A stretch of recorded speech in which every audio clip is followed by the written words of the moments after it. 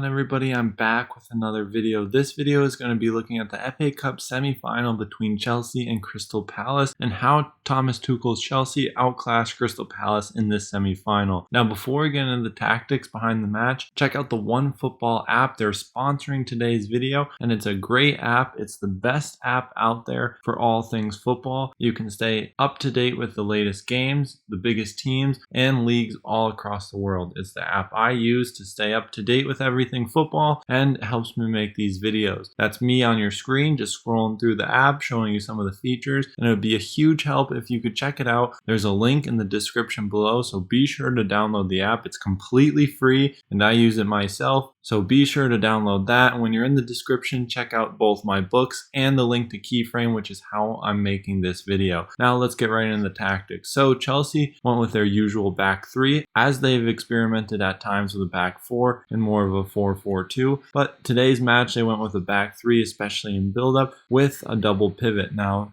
they started with Kovacic, but due to injury, they had to sub him out for Ruben Loftus-Cheek. Jorginho was the main holding midfielder, allowed Kovacic, or in this case, Ruben Loftus-Cheek, more of a number 8 or box-to-box midfield role, allowing them to go higher between the lines. Then we saw Azpilicueta occupy full width, mirroring Marcos Alonso on this left-hand side, creating single width on the left-hand side, and having variable width through Reece James on this right-hand side, able to then manipulate his width going more inside, or occupying full width if Azpilicueta would come in, or becoming the third central defender to then progress through the half space through dribbling, as we see here. Now, to start the match, Crystal Palace went with a 5-3-2 with two central strikers and a midfield three that consisted of a very narrow midfield three with two more advanced players to create access to a double pivot of Chelsea when Ruben Loftus-Cheek would drop alongside Jorginho. This would then leave their holding midfielder between the lines to try and cut access to the strikers of Chelsea dropping deeper, or a Mason Mount trying to get on the ball between the lines. Now this next picture I just wanted to show the variability on the right hand side through their width. Now Chelsea go with their normal build up with three central defenders of Reece James, then extending his width into the wide area, and Marcos Alonso in this picture dropping deeper. We have the two holding midfielders alongside each other, which was the trend in the first half especially. Second half we would see some tactical changes, which we'll get to, but here is one option for Chelsea, moving Azpilicueta in more as an inverted wingback through the half space in advanced area. This then takes advantage of pinning from players higher up the field and offers Chelsea a different avenue to go and break the pressure from the two strikers of Crystal Palace, pressing from out to in using their cover shadow, and allows Chelsea to create a diagonal passing option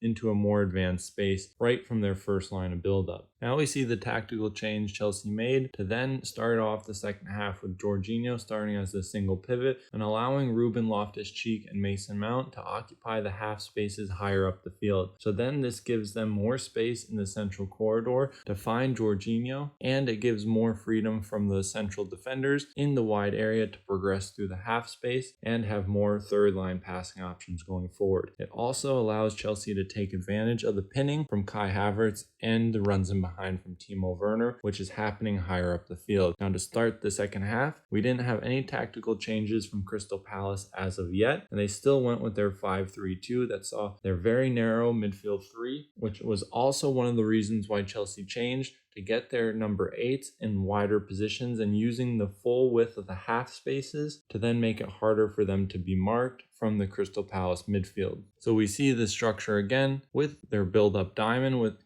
consisting of their three central defenders and their single pivot, and now we see a tactical change from Crystal Palace moving into a 5-4-1. So because of changes of personnel led to a change of tactics, seeing them use a 5-4-1 that would then press into a 5-2-3. And now is a good picture to show the increase in diagonal passing options into the half space from the single pivot, Jorginho, and between the lines through a dropping Kai Havertz, with Timo Werner making runs off the shoulder of the central defenders, causing them to be pinned to the back line and to then hopefully create space for these attacking midfielders higher up the field for Chelsea. Then we have single width on this left-hand side and single width on the right, with Reece James having the freedom to move into a wider position which he did more so in the first half and not so much in the second. Now, when Crystal Palace had possession of the ball, in their first third they played very direct because of the high pressure from Chelsea, from Timo Werner and Kai Havertz pressing from out to in using their cover shadow to block access from the wide areas, and having Mason Mount jump to the holding midfielder created a situation where Crystal Palace favored themselves to play more direct. They would then use their back five to then overload this right hand side through two central defenders, as we see here. So then in the first half we see them maintaining their back three in possession, and with three central defenders they then had a flexible midfield three as well, with one holding midfielder and two eights being versatile in their movements and occupying different heights. This then played into Chelsea's hands in pressure a little bit, with Timo Werner able to press from out to in, blocking access to one of the central defenders, and Kai Havertz as well, each being able to try and use their cover shadow to isolate possession. But then in the midfield, the mark in the midfield for Chelsea was very self-explanatory, with an emphasis on the space. But because their structures matched up so well, it became very easy for Chelsea to pick up in a man-oriented fashion. And now the last tactical change for Chelsea was moving from a 5-3-2 to more of a 5-2-3, with then Ziyech and Timo Werner playing as more wide midfielders and being able to then create a midfield four when necessary. Then in possession, Crystal Palace ended the match with a back four to try and get more numbers forward and really go for the match. They then followed suit with their usual flexible midfield three, with Kouyaté jumping into the midfield and playing more as a central midfielder later in the game, trying to give them more of a presence going forward. But ultimately, Chelsea had too much for Crystal Palace on the day that saw them through to the finals of the FA Cup. Let me know what you think of the match, and I'll see you in the next one.